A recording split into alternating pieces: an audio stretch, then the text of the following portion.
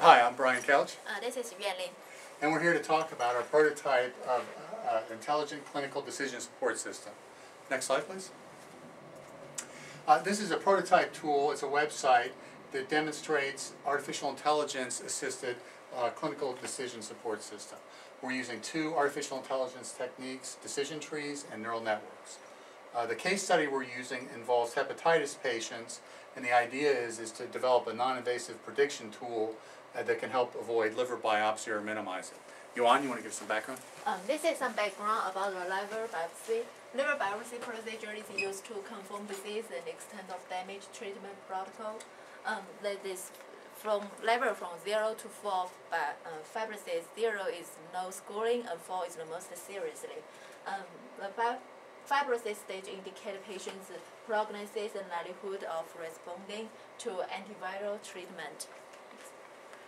This is some issues related to the process. The liver biopsy procedure is invasive and have some risks. It may cause some complications to 3% of patients, and the cost for the test is very big, range from $2,000 to $4,000. And there is several non-biopsy testers are available right now, but it's also cost $300 to $700. There's some advantages of our method. We use some conduct standard lab testers, no special blood work and equipment is required, so the cost of our method is very low.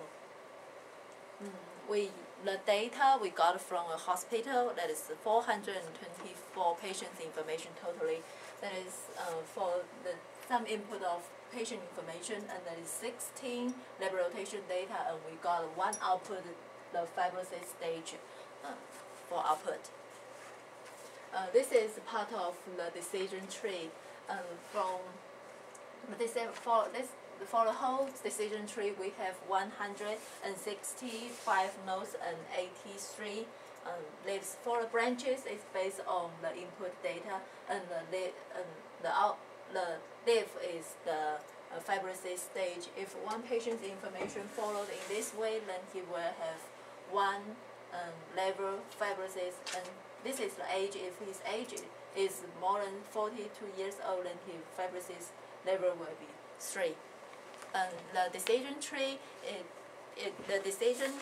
is standardize the results and prevent the bias and biopsies. Thanks, Yuan. This is the neural network test results. We actually examined 11 different neural network models, and the way we evaluate the best one was to find out how well it could predict in our test data.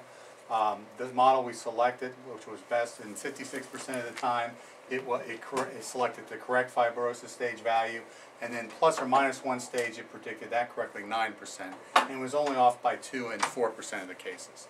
Next slide, please. So our next steps in our project are to expand and add more data to our tool set.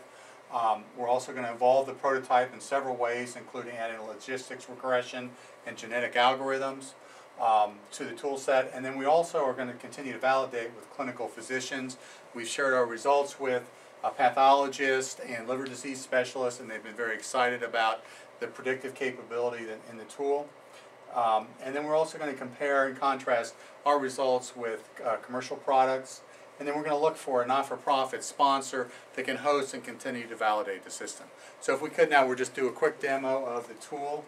This is a standard .NET web application.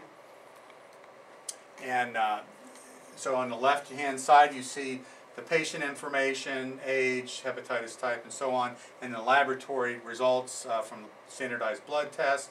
And if you scroll down, you want to see, if you hit the predict button, then a bitmap is dynamically generated showing the output of the prediction of the decision tree, the neural network, and then the average of the two. And we show the numeric values below. If we want to make a change, we can change the gamma globulin value to 40 and repredict. And again, we see in this case quite a difference in the decision tree and the neural net value prediction. But again, we show the average here. So that's our tool. We hope you like it. Thank you.